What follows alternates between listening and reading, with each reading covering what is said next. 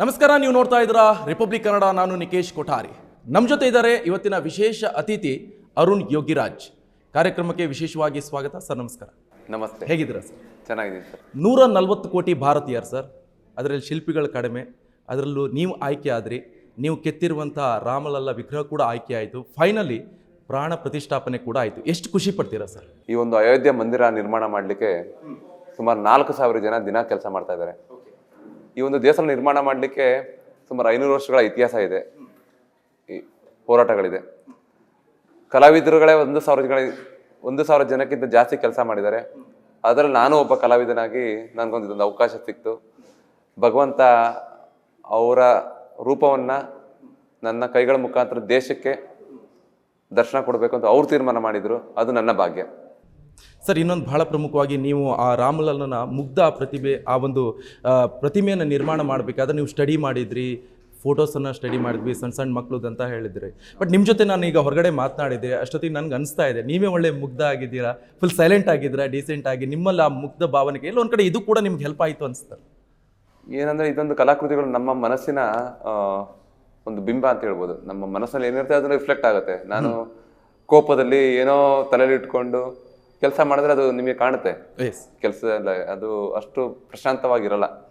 So ಅದಕ್ಕೆ ನಾನು ಕೆಲಸ ಮಾಡಲಿಕ್ಕೆ ಏನು ಬೇಕು ವಾತಾವರಣ, ಅದನ್ನು ಮೊದಲು ಜ್ಞಾನದಲ್ಲಿಟ್ಕೊಂಡು ನಾವು ಹೇಗೆ ಇದಕ್ಕೆ ಏನು, ಈಗ ನೋಡಿ ಈಗ ಕೆಲಸ ಮಾಡ್ತಿರ್ತೀರ ಅನ್ಕೊಳ್ಳಿ, ಇನ್ನೊಂದು ದಿನ ನಿಮಗೆ ಕರೆದು ಬಿಡ್ತಾರೆ, ಈಗ ಇಮಿಡಿಯೇಟ್ ಆಗಿ ಇಲ್ಲಿ ಹೋಗ್ಬೇಕಾಗತ್ತೆ. ಆ ಒತ್ತಡದಲ್ಲಿ ಕೆಲಸ ಮಾಡಿದಾಗ ಆ ಒತ್ತಡ ಕಾಣುತ್ತೆ ಕೆಲಸದ ಮೇಲೆ.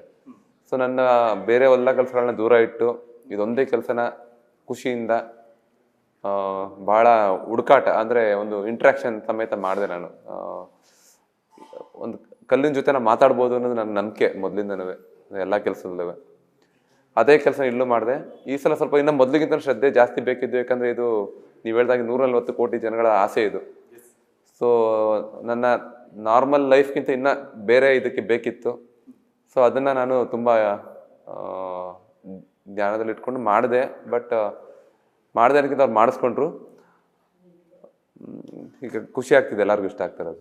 ಸರ್, ಇನ್ನೊಂದು ಬಹಳ ಪ್ರಮುಖವಾಗಿ, ಈಗ ರಾಮಲಲ್ಲನ ಪ್ರತಿಮೆ ಆಯಿತು, ಪ್ರಾಣ ಪ್ರತಿಷ್ಠಾಪನೆ ಆಯಿತು, 2ನೇ ಹಂತದ ಈಗ ರಾಮ ಮಂದಿರ ಉದ್ಘಾಟನೆ ಆಗ್ತಾ ಇರುವಂಥದ್ದು. ಆ ಸಂದರ್ಭದಲ್ಲಿ ಈಗ ರಾಮ ಇದ್ದ ಕಡೆ ರಾಮನ ಪರಿವಾರ ಇದ್ದೇ ಇರುತ್ತೆ, ಸೀತೆ ಇರ್ಬೋದು, ಲಕ್ಷ್ಮಣ, ರಾಮನ ಬಂಡ, ಹನುಮಂತನು ಕೂಡ.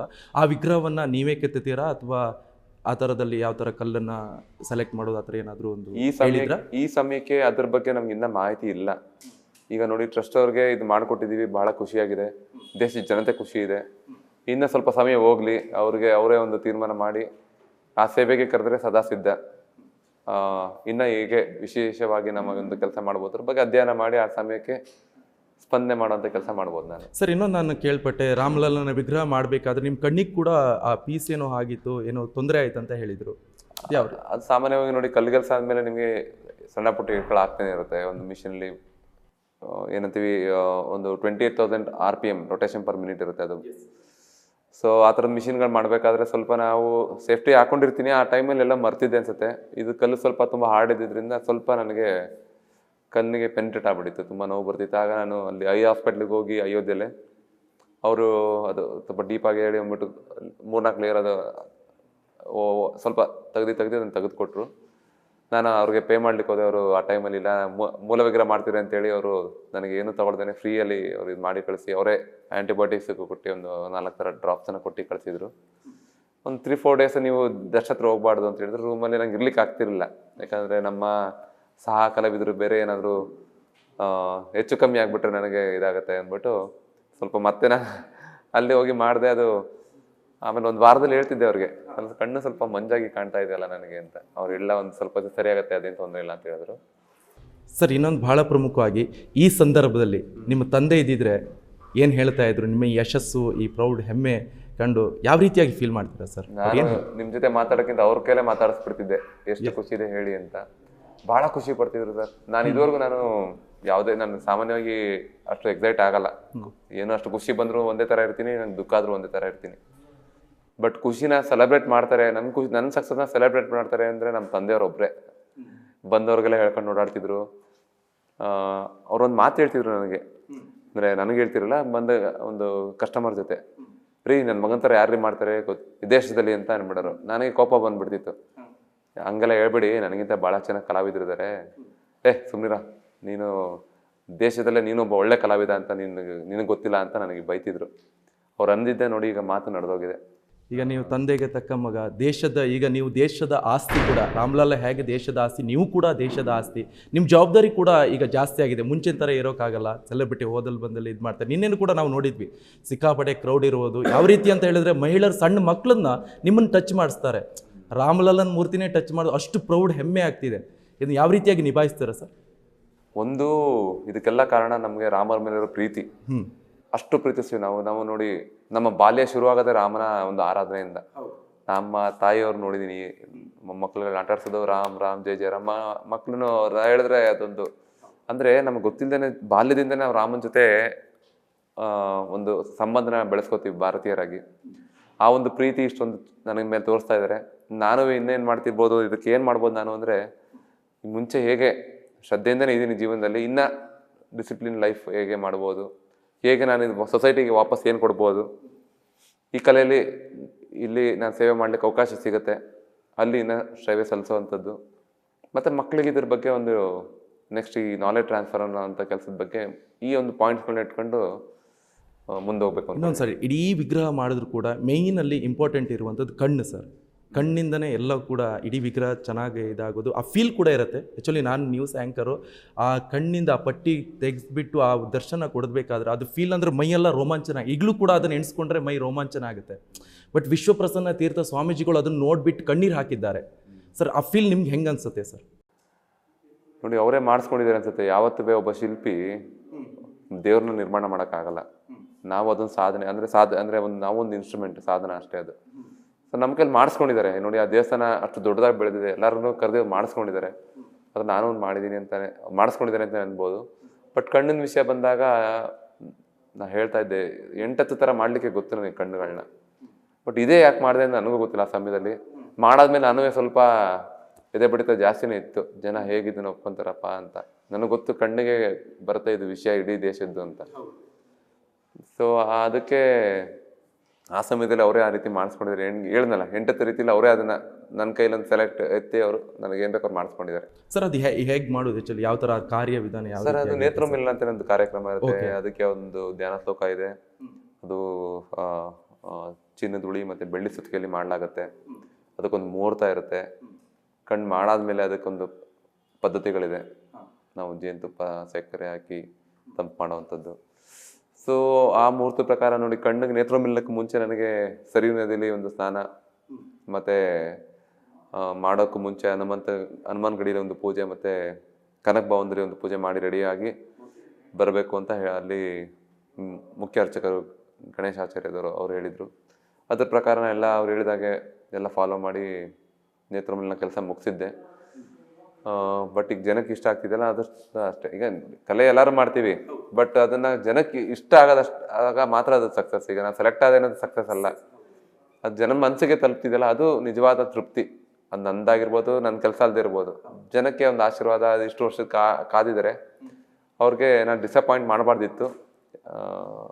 ಈಗ ಇಷ್ಟಪಡ್ತೀವಲ್ಲ, ಅದು ತುಂಬ ಖುಷಿ ಆಗ್ತದೆ ಸರ್. ಹಿಂದೆ ಜಕ್ಕಣ್ಣಾಚಾರ್ಯ ಅಂತ ಫೇಮಸ್ಸು, ಆ ಪ್ರಶಸ್ತಿ ಕೂಡ ನಿಮಗೆ ಸಿಕ್ಕಿದೆ. ಬಟ್ ಈಗ ಆಧುನಿಕ ಭಾರತದ ಒಬ್ಬ ಶಿಲ್ಪಿ ಐಕಾನ್ ಆಗಿ ಬೆಳೆದಿದ್ದೀರಾ. ಏನು ಹೇಳ್ತೀರಾ? ಮುಂದಿನ ಭವಿಷ್ಯದ ಶಿಲ್ಪಿಗಳಿಗೆ ಯಾವ ರೀತಿಯಾಗಿ ಮಾರ್ಗದರ್ಶನ ಕೊಡ್ತೀರಾ? ನಾನು ಹೇಳೋದು ಇಷ್ಟ ಶಿಲ್ಪಿಗಳಿಗೆ, ಅದು ನೀವು ಯಂಗೇಜಲ್ಲಿ ಈ ರೇಂಜ್ ಹೇಳಿದ್ನಲ್ಲ, ಈ ಒಂದು ವೃತ್ತಿನೇ ಹಾಗೆ. ವಯಸ್ಸಿಗೆ ಮೀರಿದ ಗೌರವ ಸಿಗುತ್ತೆ, ಸತ್ತ ಮೇಲೂ ಬದುಕೋ ಅವಕಾಶ ಸಿಗುತ್ತೆ. ಖಂಡಿತ. ಕೀರ್ತಿ, ನಿಮಗೆ ಆರ್ಥಿಕವಾಗಿ ಬದುಕೋ ಏನೋ ನಿಮ್ಮ ಜೀವನನ ದುಡ್ಡು ಮಾಡೋದು ಈಸಿ ಈ ಟೈಮ್ನಲ್ಲಿ ಈಗಿನ ಕಾಲದಲ್ಲಿ ಸ್ವಲ್ಪ. ಬಟ್ ಹೆಸರು ಮಾಡೋದು ಭಾಳ ಕಷ್ಟ ಅಂತ ಹೇಳ್ತಾರೆ. ಸೊ ಹೇಳಿದ್ನಲ್ಲ, ಇದೆಲ್ಲನೂ ನಿಮಗೆ ಸಿಗೋವಂಥ ಪರಿಪೂರ್ಣ ಪ್ರೊಫೆಷನ್. ಸೊ ನಾವು ಮಾಡೋ ಕೆಲಸದ ಮೇಲೆ ನಮಗೆ ಗೌರವ ಇರಲಿ, ನಾವು ಮಾಡೋ ಕೆಲಸದಲ್ಲಿ ನಾವು ಪ್ರೀತಿ ಇರಲಿ, ನಮಗೆ ಪ್ರೀತಿ ಇರಲಿ. ಜೊತೆಗೆ ನಾವು ಒಂದು ತುಂಬ ಇಂಪಾರ್ಟೆಂಟ್ ಅಂದರೆ, ಈಗ ನೋಡಿ, ಒಂದು ದಿವಸ ಅದರಲ್ಲಿ 24 ಗಂಟೆಯಲ್ಲಿ ನಾವು ಕೆಲಸಕ್ಕೆ ಅಂತ ಒಂದು 8 ಗಂಟೆ 10 ಗಂಟೆ ಇಟ್ಕೊಂಡಿದ್ರೆ, ಡಿಸಿಪ್ಲಿನ್ ಆಗಿ ಅಷ್ಟು ಟೈಮನ್ನು ಕೊಡಲೇಬೇಕು ನೀವು. ಆ ಟೈಮಲ್ಲಿ ಕಾರಣ ಹೇಳಿ ನಮಗೆ ನಾವು ಈಗ ಇಲ್ಲ ಅದು ಮಾಡೋಣ, ಇವತ್ತು ರೆಸ್ಟ್ ತಗೊಂಬೋಣ, ಇವತ್ತು ಈ ಫ್ರೆಂಡ್ ಜೊತೆ ಹೊಟ್ಟೋಗೋಣ, ಅದನ್ನು ಮಾಡಬಾರ್ದು. ಒಂದು ದಿನನಿತ್ಯ ಅದಕ್ಕೆ ಅಂತ ನೀವು 8 ಗಂಟೆ ಕಾಲ ಕೊಟ್ಟರೆ ಶ್ರದ್ಧೆಯಿಂದ ಏನೋ ಒಂದು ಕಲಿಯುವಂಥ ಮನೋಭಾವ ಇರಬೇಕು. ಆ ಮನೋಭಾವ ಇಟ್ಕೊಂಡು ದಿನನಿತ್ಯ ನೀವು ಮಾಡ್ತಾ ಬಂದರೆ ಡೇ ಬೈ ಡೇ. ಈಗ ನೋಡಿ, ನಾನು ಒಂದೊಂದು ಸಲ ನಾನು ಕೂತ್ಕೊಂಡು ನೋಡ್ತೀನಿ ಈ ಫೋಟೋಸ್ಗಳು. ನನಗೆ ಗೊತ್ತಿಲ್ಲ ಹೇಗೆ ಇಷ್ಟೊಂದು ಆಯಿತು ಅಂದರೆ. ಬಟ್ ಹೇಗೆ ಇಷ್ಟೊಂದು ಆಯಿತು ಅಂದರೆ ಒಂದೇ ಕೆಲಸ ಮಾಡೋದು, ದಿನನಿತ್ಯ ನಾನು ಅದಕ್ಕೆ ಸಮಯ ಕೊಡೋದು, ಶ್ರದ್ಧೆಯಿಂದ, ಪ್ರೀತಿಯಿಂದ, ಇಷ್ಟೇ ಮಾಡಿರೋದು. ಅದು ಬಿಟ್ಟು ನಾನು ಇನ್ನೇನೂ ಮಾಡಿಲ್ಲ. ಸರ್, ಈಗ ಯದುವೀರ್ ಒಡೆಯರ್ ಬೇರೆ ನಿಮ್ಮನ್ನು ಕರೆದು ಮಾತನಾಡಿಸಿ ಏನು ಹೇಳಿದ್ರು ಸರ್? ಇಲ್ಲ, ನಾನು ಅವ್ರನ್ನ ಭೇಟಿ ಮಾಡಬೇಕು ಅಂತ ನಾನೇ ಅವ್ರಿಗೆ ಕಾಲ್ ಮಾಡಿದೆ, ಅವ್ರ ಪಿ ಅವ್ರಿಗೆ. ಕಾರಣ ಇಷ್ಟೇ, ಈ ನಮ್ಮ ಮೈಸೂರಿನಲ್ಲಿ ಸಾಂಪ್ರದಾಯಿಕ ರಾಜಧಾನಿ ಅಂತ ಹೇಳ್ತೀವಿ ನಮ್ಮ ಕರ್ನಾಟಕದಲ್ಲಿ. ಈ ಕಲೆ ಮತ್ತು ಸಂಸ್ಕೃತಿ ಉಳಿದಿರೋದೇ ನಮ್ಮ ಮೈಸೂರು ಸಂಸ್ಥಾನದಿಂದ, ರಾಜರ ಒಡೆಯರ್ ಫ್ಯಾಮಿಲಿಯಿಂದ. ಸೊ ನಮ್ಮ ಶಿಲ್ಪಿ ಸಿದ್ಲಿಂಗ ಸ್ವಾಮಿಗಳು ಇರ್ಬೋದು, ನಮ್ಮ ತಾತನವರು ಅಷ್ಟೇ ಆ ಟೈಮ್ನಲ್ಲಿ ಅರಮನೆ ಕೆಲಸ ಕೊಟ್ಟು, ಬಿ ಬಸವಣ್ಣ ಶಿಲ್ಪಿಯಿಂದ ಅರಮನೆ ಕೆಲಸ ಕೊಟ್ಟು ಅವ್ರನ್ನ ಮೈಸೂರಿನಲ್ಲಿ ಉಳಿಸ್ಕೊಂಡ್ರು. ಸೊ ಆ ಥರ ಉಳಿಸ್ಕೊಂಡಿದ್ದು ನೋಡಿ, ನಮ್ಮ ತಾತನಿಂದ ನಮ್ಮ ತಂದೆಯಿಂದ ನಾನೀಗ ನಿಮ್ಮ ಮುಂದೆ ಕೂತಿದ್ದೀನಿ. ಇದಕ್ಕೆಲ್ಲ ಮೂಲ ಕಾರಣನೇ ಒಂದು ನಮ್ಮ ಮೈಸೂರು ಸಂಸ್ಥಾನ, ನಮ್ಮ ತಾತನವರ ಗುರುಗಳಾದ ಶಿಲ್ಪಿ ಸಿದ್ಲಿಂಗ ಸ್ವಾಮಿಗಳು ಇರ್ಬೋದು, ಮತ್ತು ನಮ್ಮ ಕುಲದೇವರು ಸಿದ್ದಪ್ಪಾಜಿ ದೇವರು ಇರ್ಬೋದು. ಹೌದು ಸರಿ, ನೀವು BCom ಪದವೀಧರ MBA ಪದವೀಧರ ಆಯ್ಕೊಂಡು ಕಂಪನಿಯಲ್ಲಿ ಇದ್ದೀರಾ. ಆಮೇಲೆ ಈ ಒಂದು ಶಿಲ್ಪಿ ಕಲೆ ಇದನ್ನು ಯಾಕೆ ಆಯ್ಕೆ ಮಾಡ್ಕೊಂಡ್ರಿ ಸರ್? ಸರ್, ಆಯ್ಕೆ ಅನ್ನೋದಕ್ಕಿಂತ ಇದೇ ನನ್ನ ಹಣೆ ಬರದಲ್ಲಿ ಇದ್ದಿದ್ದು ಅನ್ಸುತ್ತೆ. ನಾನು ಒಟ್ಟಿಗೆ ಚಿಕ್ಕ ವಯಸ್ಸಿಂದನೇ ಕೆಲಸ ಮಾಡ್ತಿದ್ದೆ. ಈಗ ನಮ್ಮ ಒಂದು ಸಮಾಜದಲ್ಲಿ ಏನಾಗುತ್ತೆ, ಏನು ಓದ್ಲಾ ಅಂದ್ರೆ ಕೆಲಸಕ್ಕೆ ಬರ್ತಾರೆ. ನಮ್ದು ಆ ರೀತಿ ಏನಲ್ಲ. ನಾನು ಓದಿ ಕೆಲಸದಲ್ಲಿದ್ದು ನನಗೆ ಇದೇ ಬೇಕು ಅಂತ ಬಂದಿದ್ದು. ಅಂದ್ರೆ it is not my last option, this was my first option. ಇದೇ ನನ್ನ ಮೊದಲ ಆದ್ಯತೆ. ಸೊ ಬೇರೆಯವರು ಅವ್ರ ಮಕ್ಕಳನ್ನ ಎಲ್ಲೂ ಮಾಡಲಿಲ್ಲ ಅಂದ್ರೆ ಇದಕ್ಕೆ ಬಾ ಅನ್ನೋದಲ್ಲ. ನನಗೆ ಎಲ್ಲ ಇದ್ರು ಇದಕ್ಕೆ ಬಂದಿದ್ದು ನಾನು. ಅಂದ್ರೆ ನನಗೆ ಖುಷಿ ಇದ್ರಲ್ಲೇ ಇದ್ದಿದ್ದು ನನಗೆ ಜೀವನದಲ್ಲಿ. ನೀವಂದ್ರೆ ಕಂಪ್ನಿ ಕೆಲಸದಲ್ಲಿ ಇರಬೇಕಾದ್ರೆ ಮದುವೆ ಆಗಿದ್ದ ಅಥವಾ ಶಿಲ್ಪಿ ಆದ್ಮೇಲೆ ಆಗಿದ್ದ? ನಾನು ಕಂಪ್ನಿ ಕೆಲಸದಲ್ಲ, ಮದುವೆ ಆಗಲಿಲ್ಲ, ಮತ್ತೆ ಶಿಲ್ಪಿ ಆಗಿ ಬಂದ ಮೇಲೆನೆ ಆಗಿದ್ದು. ಸರ್, ಆಕ್ಚುಲಿ ಮೈಸೂರಲ್ಲೆಲ್ಲ ಒಂದು ಮಾತು ಕೇಳಿ ಬರ್ತಿದೆ, ರಾಜ್ಯದಲ್ಲಿ ರೈತರ ಮಕ್ಕಳಿಗೆ ಹೆಣ್ಣು ಕೊಡೋದಿಲ್ಲ, ಶಿಲ್ಪಿಗಳು ಮಕ್ಕಳಿಗೆ ಹೆಣ್ಣು ಕೊಡೋದಿಲ್ಲ ಅಂತ ಹೇಳ್ತಿದ್ರು. ಬಟ್ ಇವಾಗ ನೀವು ಹೆಣ್ಣು ತಗೊಂಡು ಮದುವೆ ಆಗಿದ್ದೀರಾ. ಲವ್ ಮ್ಯಾರೇಜ್ ಅಥವಾ ಅರೇಂಜ್ ಮ್ಯಾರೇಜ್ ಸರ್? ಎರಡು. Love marriage, arrange marriage. ಹೇಗೆ ಸಪೋರ್ಟ್ ಮಾಡ್ತಿದ್ದಾರೆ ಸರ್? ಫ್ಯಾಮಿಲಿ ಸಪೋರ್ಟು ಅದು ಬ್ಯಾಕ್ಗ್ರೌಂಡ್ ಬಹಳ ಇಂಪಾರ್ಟೆಂಟು. ಹೌದು. ಈ ಒಂದು 7 ತಿಂಗಳ ಸಮಯದಲ್ಲಿ ನಮ್ಮ ಧರ್ಮಪತ್ನಿಯವರು ಸಹ ಬಹಳ ಸಹಾಯ ಮಾಡಿದ್ದಾರೆ. ಇಬ್ಬರು ಮಕ್ಕಳನ್ನ ನೋಡ್ಕೊಳ್ಳೋಂಥದ್ದು, ಜೊತೆಗೆ ಅವರ ತಾಯಿನೂ ಸಹ. ಯಾಕಂದರೆ ನನಗೆ ಅಲ್ಲಿ ಸಮಾಧಾನದಿಂದ ಕೆಲಸ ಮಾಡಬೇಕು ಅಂದರೆ ಈ ಒಂದು ಮನೆ ಖುಷಿಯಾಗಿರ್ಬೇಕು, ಖಂಡಿತ. ಸೊ ಆ ನಿಟ್ಟಿನಲ್ಲಿ ಅವ್ರು ಭಾಳ ಶ್ರಮ ವಹಿಸಿದ್ದಾರೆ. ಒಂದೊಂದ್ಸಲ ಮಕ್ಕಳು ತುಂಬ ಹುಷಾರು ತಪ್ಪಿದ್ರು ನಾನು ಬರ್ಲಿಕ್ಕೆ ಆಗ್ತಿರಲಿಲ್ಲ, ತುಂಬ ನನಗೆ ಬೇಜಾರಾಗ್ತಿತ್ತು. ಬಟ್ ಇಲ್ಲ, ಸಮಾಧಾನ ಮಾಡ್ತಿದ್ರು. ಆಮೇಲೆ ಹೇಳ್ತಿದ್ರು ಎಲ್ಲ ಆದಮೇಲೆ, ಎಲ್ಲ ಹುಷಾರಾದ್ಮೇಲೆ, ಇಲ್ಲ ಈ ಥರ ಹಾಸ್ಪಿಟ್ಲಿಗೆ ಅಡ್ಮಿಟ್ ಮಾಡಿ ವಾಪಸ್ ಬರ್ತಿದ್ವಿ ಅಂತೆಲ್ಲ. ಸೊ ಈ ಒಂದು ಸಪೋರ್ಟ್ ಯಾವಾಗಲೂ ಇದೆ. ಜೊತೆ ಕಸ್ಟಮರ್ಸ್ ಜೊತೆ ನಾನು ಮಾತಾಡ್ಲಿಕ್ಕೆ ಕಷ್ಟ ಆದಾಗ ಇವರು ಅವ್ರ ಜೊತೆ ಮಾತಾಡಿಲ್ಲ, ಈ ಥರ ಇದ್ದಾರೆ, ಸ್ವಲ್ಪ ನೀವು ಬೇಜಾರು ಮಾಡ್ಕೋಬೇಡಿ. ಯಾಕಂದರೆ ಹಿಂದೆ ಕೆಲಸ ಕೊಟ್ಟಿರೋರು ಬಹಳ ಮುಖ್ಯ. ಈಗ ದೊಡ್ಡ ಸಿಕ್ತು ಅಂದ್ಬಿಟ್ಟು ಅವ್ರಿಗೆಲ್ಲ ನಾವು ರೆಸ್ಪಾಂಡ್ ಮಾಡದೇ ಇರೋದು ನಮ್ಮ ಒಂದು ರೂಟ್ ಬಿಹೇವಿಯರ್ ಆಗುತ್ತೆ. ಹಾಗಾಗಬಾರ್ದು ಅಂತ ನಮ್ಮ ಶ್ರೀಮತಿಯವರು ಎಲ್ಲನೂ ಅವ್ರ ಜೊತೆ ಹೇಳಿ, ಈ ಥರ ಕಾರ್ಯದಲ್ಲಿದ್ದಾರೆ, ಸ್ವಲ್ಪ ಸಹಕರಿಸಿ ಅಂತೇಳಿ ರಿಕ್ವೆಸ್ಟ್ ಮಾಡಿ. ಸೊ ನನಗೆ ಒಂದು ಆ ವಾತಾವರಣ ಏನು ಬೇಕೋ ಅದನ್ನು ಕಲ್ಪಿಸ್ಕೊಟ್ಟಿದ್ದಾರೆ ಅವರು. ಈ ಸಮಯದಲ್ಲಿ ಅವ್ರಿಗೂ ನಾನು ತುಂಬ ದೊಡ್ಡ ಧನ್ಯವಾದ ಹೇಳಲಿಕ್ಕೆ ಬಯಸ್ತೀನಿ. ಎಸ್, ಖಂಡಿತ ಸರ್. ಇನ್ನೊಂದು ಬಹಳ ಪ್ರಮುಖವಾಗಿ ನೀವು ಶಂಕರಾಚಾರ್ಯ ಮೂರ್ತಿ ಕೇತಿದ್ರು, ಸುಭಾಷ್ ಚಂದ್ರ ಬೋಸ್ ಎಲ್ಲ ಕೇತಿದ್ರೆ. ಭಾಳ ಇಂಟ್ರೆಸ್ಟಿಂಗ್ ಸಂಗತಿ ಅಂತ ಹೇಳಿದ್ರೆ, ಮಂಗಳೂರಲ್ಲೊಂದು ಸೈನಿಕರ ಮೂರ್ತಿಯನ್ನು ಕೇತಿದ್ರು. ಅದು ಕೂಡ 1-1.5 ಲಕ್ಷ ಆಗ್ಬೋದೇನೋ, ಫ್ರೀಯಾಗಿ ನೀವು ಕೊಟ್ಟಿದ್ರ. ಬಟ್ ಸೈನಿಕರ ಬಗ್ಗೆನೂ ಇರುವಂಥ ನಿಮ್ಮದು ಆ ಹೆಮ್ಮೆ ಪ್ರೌಡ್ ಫೀಲ್ ಆಗ್ತಿದೆ ಸರ್. ಅದು ನಮ್ಮ ತಂದೆಯವರಿದ್ದಾಗ ಆರ್ಡ್ರ್ ತೊಗೊಂಡಿದ್ದು. ನನಗೆ ಆಗಲೇ ತುಂಬ ಬ್ಯುಸಿ ಇದೆ, ನಾನು ತಗೊಳ್ಳಲ್ಲ ಅಂತ ಹೇಳ್ತಿದ್ದೆ. ಓಕೆ. ನಮ್ಮ ತಂದೆ ಇಲ್ಲ ಕಣೋ ನಿನಗೆ ಮಾಡಬಾರ್ದು. ನನಗೆ ಆಮೇಲೆ ಗೊತ್ತಾಯ್ತು ಅವರು ಸೈನಿಕರಾಗಿ ಈ ಥರ ಆಗಿದ್ರು ಅಂತ. ಆಟೋ ತೊಗೊಳೋದು ನಿಲ್ಲಿಸ್ತಾ ಇದ್ದೆ ಸ್ವಲ್ಪ. ನನಗೆ ಪ್ರೆಷರ್ ಜಾಸ್ತಿ ಆಗ್ತಿತ್ತು. ಬಟ್ ಸೈನಿಕರು ಅಂತೇಳಿ ತಂದೆ ಹೇಳಿದ್ಕೊಂಡು ನಾನು ತೊಗೊಂಡ್ವಿ. ಬಟ್ ನನ್ನಿಂದ ಸ್ವಲ್ಪ ಸಮಯ ತುಂಬ ಡಿಲೇ ಆಯಿತು. ಯಾಕಂದ್ರೆ ನಾನು ಹೇಳಿದ್ದೆ ಮೊದಲೇ, ಸ್ವಲ್ಪ ನಾನು ಹಿಂದೆ ಮುಂದೆ ಈ ಥರ ಆಗ್ತಾ ಇದೆ ಅಂತ. ಆ ಸಮಯ ನನ್ನಿಂದ ಡಿಲೇನೂ ಆಗಿತ್ತು. ಜೊತೆಗೆ ಅವ್ರ ಮಗಳು ಅವ್ರ ತಂದೆ ಮೇಲೆ ಪ್ರೀತಿ ನೋಡಿದ್ರೆ ನನಗೇನು ತಗೊಳ್ಳೋ ಮನಸ್ಸೇ ಇಲ್ಲ. ಅವ್ರು ದುಡ್ಡು ಕೊಡೋಕ್ಕೆ ಬಂದರೆ ನಾನು ಏನು ಬೇಡಿ, ನನ್ನಿಂದನೂ ತುಂಬ ಲೇಟ್ ಮಾಡಿದ್ದೀನಿ, ಕ್ಷಮಿಸಿ ಅಂತೇಳಿ ನಾನು ಅವ್ರಿಗೆ ಸಾರಿ ಕೇಳಿ ಪುತ್ಳಿನ ಅವ್ರ ಕೈ ಕೊಟ್ಟೆ. ಸರ್, ಇನ್ನೊಂದು 500 ವರ್ಷಗಳ ಶತಶತಮಾನಗಳ ಕನಸು ಈಡೇರಿರುವಂಥದ್ದು. ಅಲ್ಲಿ ರಾಮಲಲ್ಲ ವಿರಾಜಮಾನವಾಗಿ ಕೂತ್ಕೊಂಡಿದ್ದಾನೆ. ನಿಮ್ಮ ಹೆಸರಿನ 2000 ವರ್ಷ ಹೋದರೂ ನಿಮ್ಮ ಹೆಸರು ಅಜರಾಮರವಾಗಿ ಉಳಿತಿದೆ.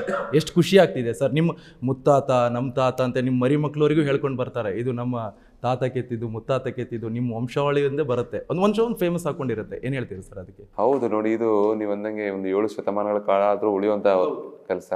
ನಾವೀಗಾಗಲೇ ಒಂದು 5 ತಲೆಮಾರಿಂದ ಕೆಲಸ ಮಾಡ್ತಾ ಬರ್ತಾ ಇದ್ದೀವಿ. ದೇವರು ನಮ್ಮ ಶ್ರದ್ಧೆ, ನಮ್ಮ ಮನೆತನದ ಈ ಕೆಲಸದ ಮಾಡಿರುವಂಥ ಶ್ರದ್ಧೆ ಮೆಚ್ಚಿ ಇದೊಂದು ಫಲ ಕೊಟ್ಟಿದ್ದಾರೆ ಅಂತ ಹೇಳ್ಬೋದು. ಈ ಒಂದು ಅವ್ರ ಆಶೀರ್ವಾದ ಏನು ಮಾಡಿದ್ದಾರೆ, ನಮ್ಮ ಮುಂದಿನ ಪೀಳಿಗೆನೂ ಸಹ ಇದರಲ್ಲೇ ಅವ್ರು ಬದುಕ್ಬೋದು. ಅಂದರೆ ಕಲೆಗೆ ಇನ್ನೂ ಪ್ರೋತ್ಸಾಹ ಕೊಟ್ಟಿರೋ ಏನೋ ಆಶೀರ್ವಾದ ಮಾಡ್ದಂಗೆ ಆಗಿದೆ. ಇದನ್ನ ಮುಂದೆ ಇನ್ನೂ ಜವಾಬ್ದಾರಿಯಿಂದ ಹೇಗೆ ತೊಗೊಳೋದು ಅಷ್ಟೇ ಇದೆ ಈಗ ನನ್ನ ತಲೆಯಲ್ಲಿ. ಸರ್, ಇನ್ನೊಂದು ಭಾಳ ಪ್ರಮುಖ, ನೀವು ಕೂಡ ವಿವಿಧ ಬೇರೆ ಬೇರೆ ಕಡೆಗಳಲ್ಲೂ ಕೂಡ ಮೂರ್ತಿಗಳನ್ನೆಲ್ಲ ನೋಡಿದ್ರ. ಹಾಗೆ ಈಗ ಚಿತ್ರ ಆರ್ಟ್ ಅಂತ ಬಂದಾಗ ಅವರು ಚಿತ್ರ ಬಿಡಿಸಿ ಆರ್ಟ್ ಬೈ ಡ್ಯಾಶ್ ಡ್ಯಾಶ್ ಅಂತ ಹಾಕ್ತಾರೆ. ಬಟ್ ನಿಮ್ದು ಆ ಕೆತ್ತನಲ್ಲಿ ಇರೋದಿಲ್ಲ. ಆದರೆ ನಿಮ್ಮ ಹೆಸರು ಎಂಟೈರ್ ದೇಶ ಮಾತ್ರ ಅಲ್ಲ, ವಿದೇಶದಲ್ಲೂ ಕೂಡ ನಿಮ್ಮ ಹೆಸರೀಗ ಫೇಮಸ್ ಆಗ್ತಾ ಇದೆ. ಇಲ್ಲ, ನಮ್ಮ ಶಿಲ್ಪ ಸಂಪ್ರದಾಯದಲ್ಲಿ ಇದೆಯಲ್ಲ ಅದು, ನಾವು ದೇವ್ರ ವಿಗ್ರಹದ ಮೇಲೆ ಹೆಸರು ಕೆತ್ತಬಾರ್ದು ಅಂತಿರುತ್ತೆ. ಜೊತೆಗೆ ಹೇಳೋದಲ್ಲ, ಇದು ನಾವು ದೇವ್ರನ್ನ ಮಾಡೋಕ್ಕಾಗಲ್ಲ, ಅವ್ರು ಮಾಡಿಸ್ಕೊಂಡಿರ್ತಾರೆ ಅಷ್ಟೇ ನಮ್ಮ ಕೈಲಿ. ಅದು ನಾವು ಇನ್ಸ್ಟ್ರೂಮೆಂಟ್ ಅಂತ, ನಾವು ಅದಕ್ಕೆ ಹೆಸರು ಕೆತ್ತಲ್ಲ ಅಲ್ಲಿ. ಈಗ ಕೆತ್ಬಿಟ್ರೆ ಏನಾಗುತ್ತೆ, ನಾನೇ ದೇವ್ರು ಮಾಡ್ಬಿಟ್ಟೆ ಅಂತ, ನಾನೇ ದೇವ್ರು ಮಾಡ್ಬಿಟ್ಮೇಲೆ ದೇವ್ರಿಗಿಂತ ದೊಡ್ಡವನಾಗ್ಬಿಡ್ತೀನಿ ಅಲ್ಲ ತಾನೇ. ಅದು ನಮ್ಮನ್ನ ಈ ಭೂಮಿಗೆ ಕಳಿಸಿರೋದೇ ಇದಕ್ಕೆ, ಈ ಕೆಲಸ ಮಾಡಿ ವಾಪಸ್ ಬಪ್ಪ ಅಂತ. ಈ ಸಮಯದಲ್ಲಿ ಅವರೇ ನಮ್ಮ ಕೈಲಿ ಮಾಡಿಸ್ಕೊಂಡು ಅವ್ರಿಗೆ ಏನು ಬೇಕು ಅವ್ರ ಸ್ಥಾನದಲ್ಲಿ ಕೂತಿದ್ದಾರೆ. ಸರ್, ಇನ್ನೊಂದು, ನಿಮ್ಮದು ಮೂರ್ತಿ ಸೆಲೆಕ್ಟ್ ಆದ ಕೂಡ ಫಸ್ಟು ಕನ್ನಡ ಮಾಧ್ಯಮದಲ್ಲೇ ಬ್ರೇಕ್ ಮಾಡಿದೆ ಅಂದರೆ ರಿಪಬ್ಲಿಕ್ ಕನ್ನಡ. ಆ್ಯಕ್ಚುಲಿ ಸೆಲೆಕ್ಟ್ ಆದ್ರೂ ಕೂಡ ನಿಮ್ಮ ಫ್ಯಾಮಿಲಿನ ಕಾಂಟ್ಯಾಕ್ಟ್ ಮಾಡಿ, ನಿಮ್ಮ ತಾಯಿಯವರನ್ನ ಅಥವಾ ನಿಮ್ಮ ಪತ್ನಿಯವರನ್ನೆಲ್ಲ ಮಾತಾಡಿಸಿದ್ದು. ರಿಪಬ್ಲಿಕ್ ಕನ್ನಡಕ್ಕೆ ಏನು ಹೇಳ್ತೀರಾ? ಹಾಗೆ ರಿಪಬ್ಲಿಕ್ ಕನ್ನಡ ವೀಕ್ಷಕರಿಗೆ ಕೊನೆಯದಾಗಿ ಏನು ಹೇಳ್ತೀರಾ? ಇಲ್ಲ, ನಾನು ರಿಪಬ್ಲಿಕ್ ಕನ್ನಡ ಬಂತು ನಮ್ಮ ಕರ್ನಾಟಕಕ್ಕೆ ಅನ್ನೋದು ವಿಷಯ ಎಲ್ಲ ಗೊತ್ತಿತ್ತು. ಬಟ್ ಅದಾದ ನಂತರ ನನಗೆ ಹೆಚ್ಚಿನ ಸಮಯ ಸಿಗ್ತಿರ್ಲಿಲ್ಲ ಅಲ್ಲಿ ನನಗೆ ಏನೇ ನೋಡಲಿಕ್ಕೆ. ಬಟ್ ನೀವು ನ್ಯೂಸ್ ಮಾಡಿದ್ದು ನನಗೆ, ನಿಮ್ಗೆ ಎಲ್ಲಿಂದ ಮಾಹಿತಿ ಸಿಕ್ತು ಅಂತ ನಿಮ್ಮನ್ನೇ ಕೇಳಬೇಕು ಮೊದಲು. ನಾನು ಫಸ್ಟ್ ಮಾಡಿದೆ ರಿಪಬ್ಲಿಕ್. ಗೊತ್ತಾಯ್ತು ನಿಮಗೆ, ನನಗೆ ಗೊತ್ತಾಗಿದ್ದ ಮಾಹಿತಿ ಪ್ರಕಾರ ನಿಮಗೆ ಡೆಲ್ಲಿಯಿಂದ ಈ ವಿಷಯ ಸಿಕ್ತು ಅಂತ ಹೇಳಿದ್ರು. ಬಟ್ ನನಗೆ ಗೊತ್ತಿತ್ತು, ಬಟ್ ನಾನೆಲ್ಲೂ ಹೇಳಿಲ್ಲ. ನಿಮಗೆ ಹೇಗೆ ಗೊತ್ತಾಯ್ತು ಅನ್ನೋದು ನನಗೆ ಸ್ವಲ್ಪ ಒಂದು ಆಶ್ಚರ್ಯ ಆಗಿತ್ತು. ಬಟ್ ನಿಮ್ಮ ಒಂದು ವಾಹಿನಿಗೂ ತುಂಬ ಧನ್ಯವಾದಗಳು. ದೇಶಕ್ಕೆ ಬೇಕಾಗಿರುವಂಥ ವಿಷಯಗಳನ್ನ, ಯುವಕರಿಗೆ ಉತ್ತೇಜನ ನೀಡುವಂಥ ವಿಷಯಗಳನ್ನ, ನಮ್ಮ ದೇಶದ ಇತಿಹಾಸದ ಬಗ್ಗೆ ಒಂದು ಪರಿಚಯನ ಮಾಡ್ತಾ ಇನ್ನು ನಿಮ್ಮಿಂದ ದೇಶ ಸೇವೆ ಆಗಲಿ ಅಂತ ಕೇಳ್ತೀನಿ.